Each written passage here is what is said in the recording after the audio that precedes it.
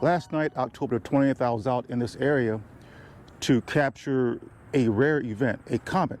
That'll be Comet Tsuchinshan-ATLAS. And astronomers say that this comet comes around every 80,000 years.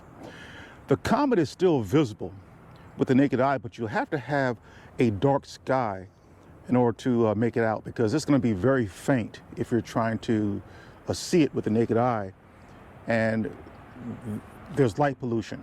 So you need to be away from the city lights, car lights, find a place where it's very dark.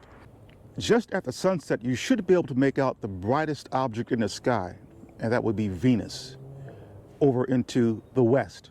And then as the sky starts to darken, you should be able to look up at about the 12 o'clock position from Venus and faintly make out the comet. At about 7:45 p.m., it's really dark now, and I can make out more stars in the sky other than Venus. And I was able to find the comet with this Sony telephoto lens. This is a 300 to 600 millimeter lens, and I set it down to its lowest focal length, and it was right there, and it was very, very faint. Now, with the naked eye, I could barely see it. Had to look off center and see it with my peripheral vision, but it was there. And with a lot of effort, I was able to get it into the lens frame and take some exposures. So I spent the night out here, and it is October the 21st. Can you still see the comet? Yes. Each day, the comet is moving further away from the Earth. And the further away from the Earth that it gets fainter. But you should still be able to see it if you find very, very dark skies away from light pollution. And past tonight, it's going to be almost impossible to see that comet with the naked eye.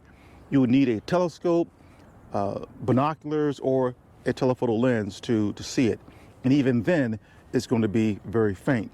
Now, you'll have until the end of this month, October the 31st, to see the comet. And but it's a rare event, and I like rare events. Even now, I don't know how the photographs are going to come out until I get home and do some post-processing. But what I saw through my lens, I saw the comet coma, that's the ball, and the long tail behind it. And it was quite something to see. The best time to have seen that comet in its full glory would have been around October the 13th.